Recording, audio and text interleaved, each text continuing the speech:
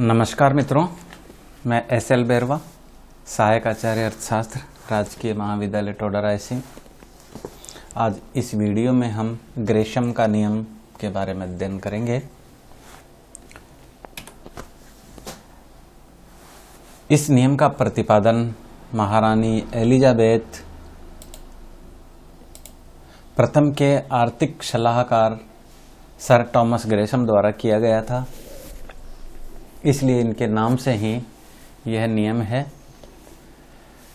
तब से ही अर्थशास्त्र में खराब सिक्कों में अच्छे सिक्कों को चलन से बाहर निकाल देने की प्रवृत्ति ग्रेशम के नियम के नाम से प्रसिद्ध है। रानी एलिजाबेथ प्रथम ने अपने शासनकाल में बहुत से नए एवं पूर्णकाय सिक्के जारी किए ताकि ट्यूडर शासकों के समय चालू किए गए निकृष्ट सिक्के व घिसी हुई एवं कटी-पुटी पुरानी मुद्रा का परित्याग कर लोग नई मुद्रा ग्रहण कर ले। परंतु अनुभव बिल्कुल इसके विपरीत हुआ।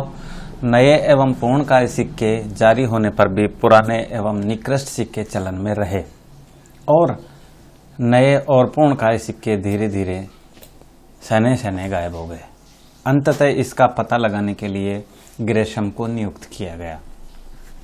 ग्रेशम ने सर्वेक्षण के बाद अध्ययन के बाद स्पष्ट किया कि बुरी मुद्रा अच्छी मुद्रा को चलन से बाहर कर देती है, पर अच्छी मुद्रा बुरी मुद्रा को चलन से बाहर नहीं कर पाती है।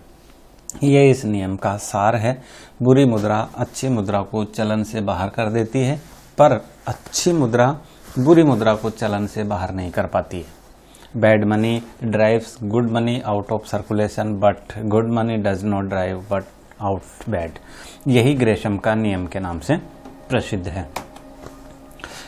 इस ग्रेशम के नियम का कथन और इसकी व्याख्या ग्रेशम का नियम ये बताता है कि अगर किसी देश में बुरी और अच्छी मुद्राएं एक साथ चलन में हो तो बुरी मुद्रा अच्छी मुद्रा को चलन से बाहर निकाल देती है। Bad money drives good money out of circulation.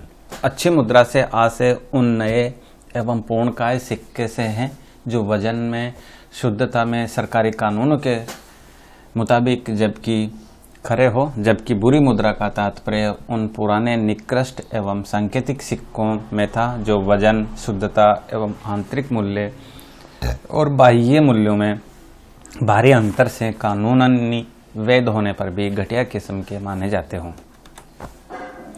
Gresham के नियम की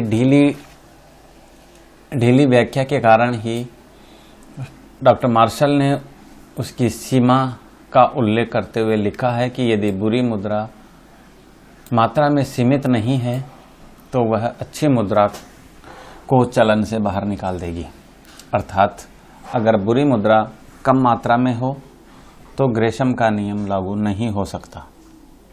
प्रोफेसर कैंट ने भी लिखा है कि जब किसी देश में दो प्रकार की मुद्राएं बाजार में चलन में रहती है और बाजार में उनके मूल्यों में अंतर होते हुए भी सरकार द्वारा उनके मूल्यों में समानता घोषित कर दी जाती है, तो जिस मुद्रा का मूल्य अधिक घोषित हुआ है वह कम मूल्य घोषित मुद्रा को चलन से बाहर कर देती है। प्रोफेसर कैंट के अनुसार वह मुद्रा अच्छी मुद्रा है जिसका बाजार मूल्य अधिकृत मौद्रिक मूल्य से अधिक हो। अर्थशास्त्र के अन्य नियमों की भांति ग्रेशम का नियम भी केवल प्रवृत्ति मात्र है। यह नियम भी मानव प्रवृत्ति पर आधारित है कि बढ़िया वस्तुओं को अपने पास संग्रह करना चाहता है। मनुष्य बढ़िया वस्तुओं को अपने पास संग्रह करना चाहता है, जबकि घटिया वस्तुओं को वो निकालना चाहता है, देना चाहता है। समाज में सभी व्यक्तियों के इसी आचरण के कारण अच्छे एवं पूर्णकाय सिक्के चलन से बाहर हो जाते हैं और केवल घिसे और खराब सिक्के चलन में रह जाते हैं। ग्रेशम के नियम के लागू होने के कारण अब प्राय ये प्रश्न उठता है कि ग्रेशम का नियम क्यों लागू होता है। उसके प्रमुख 3 कारण हैं, जिसको हम इस नियम की कार्यप्रणाली भी कहते हैं। पहला है अच्छी मुद्रा का संग्रह,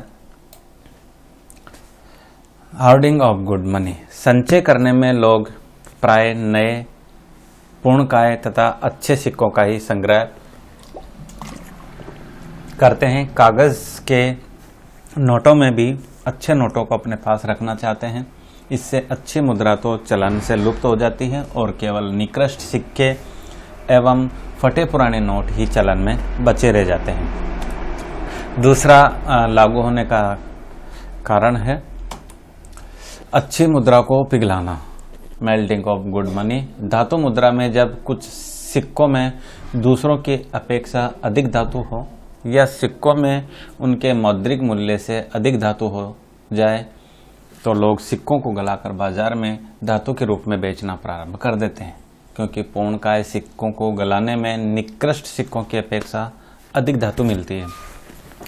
द्विधातुमान में जब टकसाली मूल्य और बाजार मूल्य के अनुपात में अंतर हो जाता है तो लोग उन सिक्कों को गलाते हैं और जिनका बाजार मूल्य अधिक है इसमें नए पूर्णकाय सिक्के ही पिघलाने के लिए चुने जाते हैं, क्योंकि इनमें धातु ज़्यादा पाई जाती है। यह था दूसरा इसका कारण लागू होने का। तीसरा, अच्छी मुद्रा में विदेशी भुगतान। विदेशी भुगतानों में मुद्रा के आंतरिक मूल्य का महत्व होता है, क्योंकि एक देश की मुद्रा का मौद्रिक मूल्य दूसरे देश में वैधानिक ग्राह्य नहीं होता है। अतः विदेशी भुगतानों में पूर्णकाय और नए सिक्के दिए जाते हैं या दूसरे सिक्कों में अगर उस धातु के सिक्के का मूल्य अधिक लगाया जा रहा है तो निर्यात कर दिए जाते हैं। इस प्रकार एक अच्छी मुद्रा का संग्रह करने से, पिघलाने से, विदेशी भुगतान में निर्यात करने से नए एवं पूर्णकाय सिक्के तो लुप्त हो जाते हैं, जबकि निकृष्ट सिक्के व फटी पुरानी मुद्रा ही चलन में आती है, चलन में रह पाती है। इसका क्षेत्र, स्कोप ऑफ ग्रेशम्स लॉ, ग्रेशम के नियम का क्षेत्र, ग्रेशम के नियम के लागू होने का क्षेत्र सभी प्रकार के मुद्रामानों में है, पर इसका सबसे मुख्य क्षेत्र द्विधातुमान ही माना जाता है। यह नियम पहले धातुमान में लागू माना जाता था, पर वास्तव में यह पत्र मुद्रामान में भी लागू होता है। विभिन्न क्षेत्रों में इस नियम की क्रियाशीलता का विवरण इस प्रकार है। एक धातुमान के अंतर्गत ग्रेशम का नियम। एक धातुमान में एक ही धातु के प्रमाणिक सिक्के प्रचलन में होते हैं तथा साथ साथ सांकेतिक सिक्के भी प्रचलन में हो सकते हैं, तो दो अवस्थाओं में यह नियम लागू होता है। एक धातुमान के अंतर्गत ग्रेशम, जब देश में केवल मानक तथा पूर्णकाय सिक्के ही प्रचलन में हो तब पुराने और घिसे हुए सिक्के भी नई मुद्रा के साथ चलन में होते हैं, तो पुराने और घिसे सिक्के नए और पूर्णकाय सिक्कों को प्रचलन से बाहर निकाल देंगे। जब प्रमाणिक एवं सांकेतिक मुद्रा का साथ साथ प्रचलन हो तो सांकेतिक मुद्रा को बाह्य मौद्रिक मूल्य में उसके आंतरिक मूल्य की अपेक्षा अधिकता होने से सांकेतिक मुद्रा बुरी मुद्रा है और वह पूर्णकाय प्रमाणिक सिक्कों को प्रचलन से बाहर निकालने की प्रवृत्ति रखेंगे। जैसे भारत में जॉर्ज सस्टम के समय रुपये में एलिजाबेथ के रुपये से कम चांदी होने के कारण विक्टोरिया के सिक्के धीरे धीरे लुप्त हो गए। दूसरा है द्विधातुमान के अंतर्गत ग्रेशम का नियम। यही एक इम्पोर्टेंट बिंदु है, क्योंकि इस ग्रेशम का नियम प्रमुख रूप से द्विधातुमान के अंतर्गत ही माना जाता है। इसमें दो प्रकार के प्रमाणिक सिक्के प्रचलन में होते हैं और सरकार द्वारा उनकी परस्पर परिवर्तनशीलता की टकसाली दर निश्चित कर दी जाती है। टकसाली दर निश्चित होती है, पर जब बाजार दर और टकसाली दर में भिन्नता आती है तो वह मुद्रा जिसका बाजार में अधिक मूल्य लगाया जाता है चलन से बाहर हो जाती है। जैसे स्वर्ण और चांदी के सिक्कों की टकसाली दर 1.15 है, पर बाजार में चांदी की पूर्ति में वृद्धि होने से चांदी सस्ती हो जाती है और बाजार में विनिमय दर 1.16 हो जाती है। तो बाजार में सोने का मूल्य टकसाल से अधिक लगाए जाने के कारण अच्छी मुद्रा है, जबकि चांदी के सिक्के खराब मुद्रा।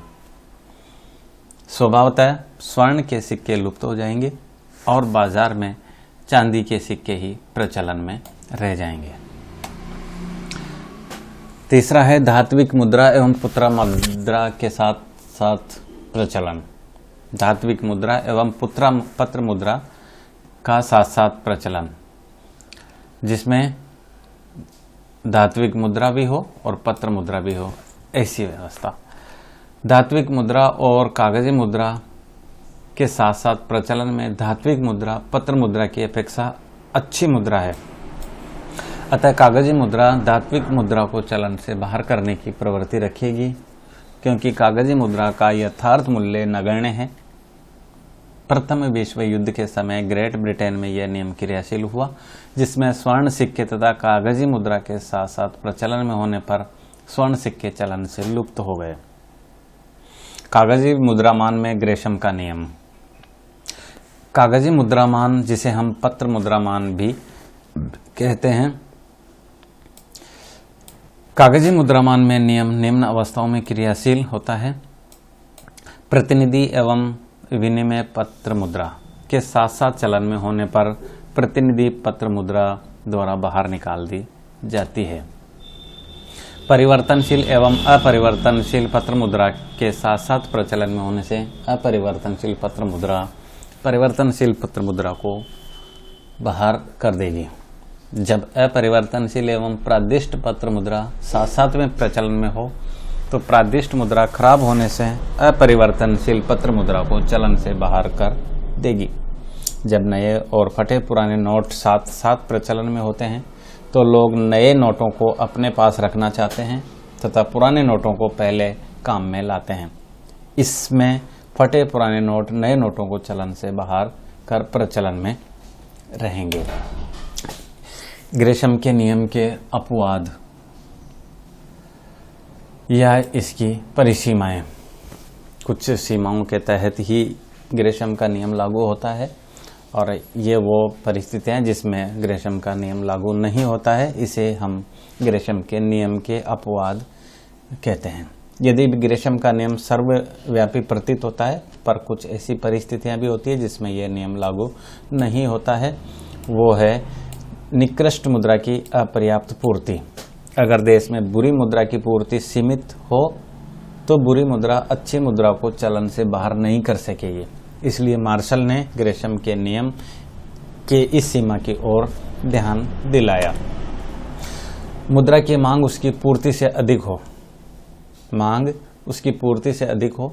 जब देश में अच्छी और बुरी मुद्राओं की कुल पूर्ति अगर देश में व्यवसाय व विनिमय के माध्यम की मांग से कम है तो अच्छी और बुरी दोनों प्रकार की मुद्राएं चलन में रहेगी, अर्थात बुरी मुद्रा अच्छी मुद्रा को चलन से बाहर नहीं कर सकेगी और ग्रेशम का नियम क्रियाशील नहीं होगा। खराब मुद्रा का स्वीकार योग्य न रहना। जब खराब मुद्रा इतनी खराब या निकृष्ट हो चुकी है कि उसे स्वीकार करना संभव न हो सके, जैसे अत्यधिक घिस जाना, इतना कट फट जाना कि पहचानना ही मुश्किल हो, तो वह मुद्रा अच्छी मुद्रा को चलन से बाहर नहीं कर पाएगी, बल्कि स्वयं स्वीकार न किए जाने से बाहर हो जाएगी और चाहते हुए भी ग्रेशम का नियम लागू नहीं होगा। अंतर्राष्ट्रीय स्तर पर द्विधातुमान। अगर अंतर्राष्ट्रीय स्तर पर द्विधातुमान अपना लिया जाए तो द्विधातुमान में ग्रेशम के नियम को क्रियाशील होने से रोका जा सकता है, क्योंकि इससे सापेक्षिक क्षतिपूरक प्रक्रिया दोनों प्रकार के धातुओं की टकसाली दर तथा बाजार दर में स्थिरता रखेगी और ग्रेशम का नियम लागू नहीं होगा। भिन्न भिन्न कार्य क्षेत्र व उद्देश्य। जब देश में प्रचलित मुद्रा तथा सांकेतिक मुद्राओं के उद्देश्य एवं कार्य क्षेत्र भिन्न भिन्न हो, अलग अलग हो, अर्थात बड़े सौदों के लिए प्रमाणिक और छोटे सौदों के लिए सांकेतिक मुद्रा का प्रयोग होता हो, तो उद्देश्यों की भिन्नता के कारण दोनों प्रकार की मुद्राएं साथ साथ प्रचलन में रहेगी। अर्थात सांकेतिक सिक्के बुरी मुद्रा होते हुए भी प्रमाणिक मुद्रा को चलन से कभी बाहर नहीं कर सकेंगे। निकृष्ट मुद्रा का सामूहिक बहिष्कार।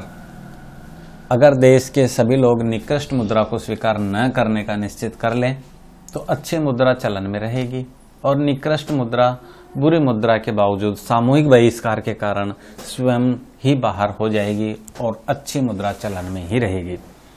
बैंकिंग व्यवस्था की पर्याप्त प्रगति। जब देश की बैंकिंग प्रणाली इतनी विकसित हो जाए कि लोग सभी प्रकार के मौद्रिक लेन देन बैंक, चेक, ड्राफ्ट आदि साख पत्रों से करने लगे तो अच्छी बुरी मुद्रा का भेद ही समाप्त हो जाएगा और ग्रेशम का नियम लागू नहीं होगा। जनता द्वारा अच्छी और बुरी मुद्रा में भेद न किया जाए। यह नियम लोगों में अच्छी और बुरी मुद्रा में भेद करने की स्वाभाविक प्रकृति पर आधारित है। पर अगर सभी लोग अच्छी और बुरी मुद्रा में भेद ही ना करें तो संग्रह, गलाने तथा निर्यात में सभी प्रकार की मुद्राएं रहें और ग्रेशम का नियम लागू नहीं होगा। Thank you. ये था ग्रेशम का नियम।